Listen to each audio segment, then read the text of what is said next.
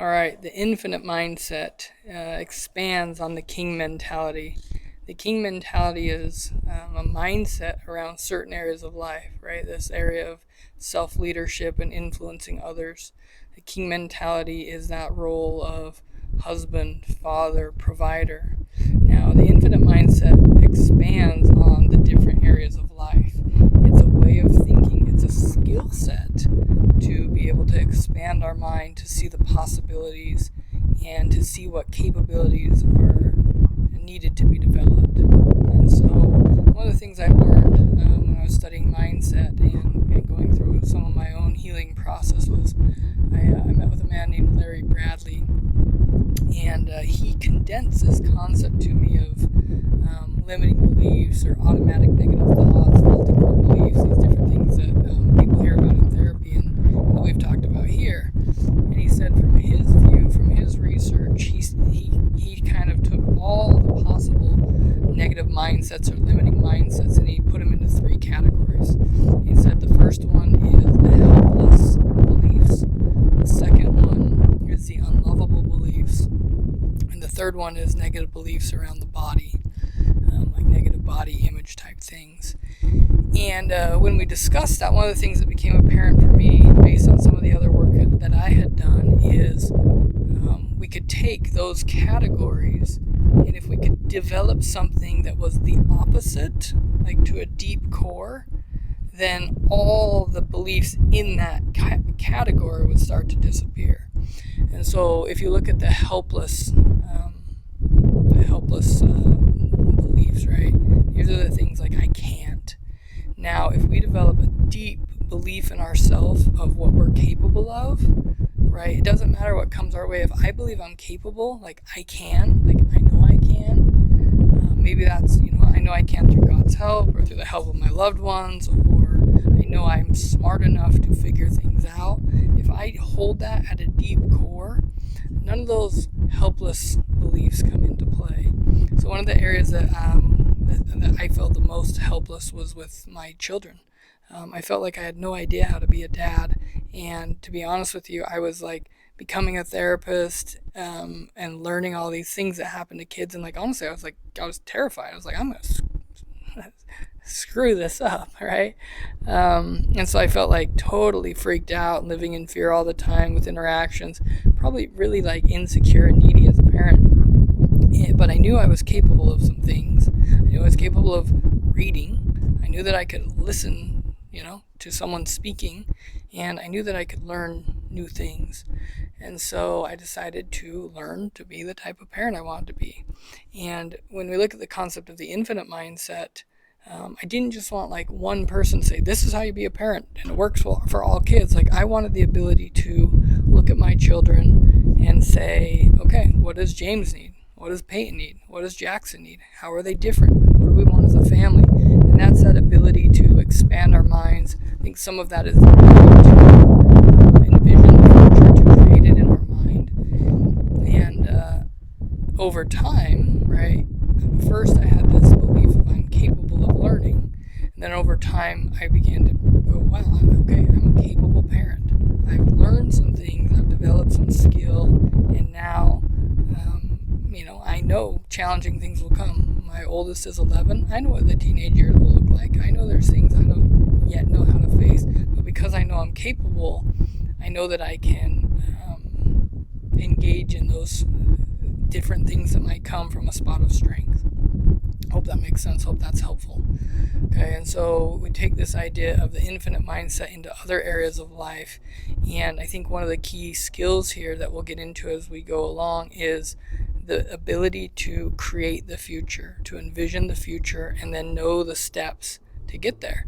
Sometimes that requires us learning things from other people, right? Sometimes that requires us being curious or asking questions or working things out in our mind or seeking inspiration or revelation or wisdom or whatever you want to call it. But again, if we have that belief that we're capable, that we're not helpless, that we're not victims, but that we can go and act with power, right? And knowledge, then that changes things. And then this other set, these unlovable beliefs, right? I'm not good enough. I'm not worthy. Nobody will love me if they really know me, like those types of things. If we develop a deep sense of I'm lovable despite what I've done, right?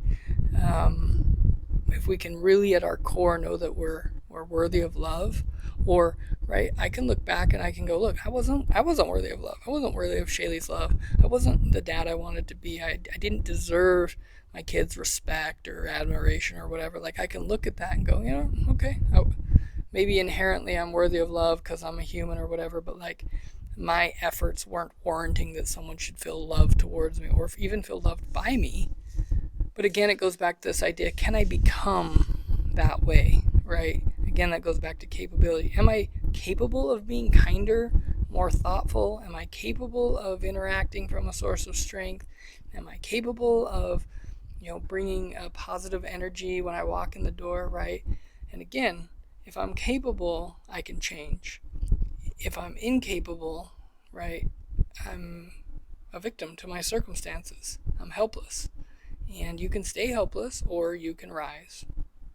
Okay, and so we're going to work on these unlovable and these helpless belief systems. And then the body. I think one of the best things, and we'll go deeper into this, it's interesting how many men carry body shame. We pretend it's a woman-only thing, but men carry a lot of body shame around their strength, their endurance, their athleticism, around their bellies or whatever. And I think one of the ways we want to look at this is my body is a tool to carry out my purpose, right? We are not our body. Our bodies get old. Our bodies get hurt. They get sick. We are not the hurts. We're not the sickness. We're not the aging. We're not the weakness. This is a tool to carry out our purpose. And when we look at it, so many of us aren't living from our purpose. We're not using our body to carry out anything. We're sedating ourselves, right? We're numbing our minds and our bodies with food or alcohol or TV or social media or whatever. But when we get in tune with our purpose, we know that we're capable, we know that we're lovable, and we know that our body is meant to do something. That's where we want it to be weaponized. We want to take care of it. We want to fuel it properly. We want it to get proper rest. We want to exercise it. And so we'll go into this in the future more. We've already talked about this idea of a weaponized body. But the infinite mindset is what we're after right here. This is the ability to take a real deep look at where we are, which we've been doing quite a bit of, get honest with where we are and where we want to go. And then recognizing the possibilities are infinite. We can choose. And so I remember a really impactful, it was just a video I was watching of Tony Robbins. It was this really impactful thing for me because, right, I look at Tony Robbins as like super successful businessman, really influential. And he said, I created Tony Robbins. I envisioned the Tony Robbins you see today. I envisioned him in my mind 15 years ago, and I became him. Right? We have a lot in society of like, well, this is who I am. I'm born this way or whatever. Guess what? I was born and I didn't know how to walk. I didn't even know how to crawl. I pooped my pants. I didn't know how to feed myself. I think you're the same. We were born in a way where we were helpless. We were incapable, but we were lovable. Think about that. We were incapable, but we were lovable. So our love ability shouldn't be connected to our capabilities. It's there. We're lovable.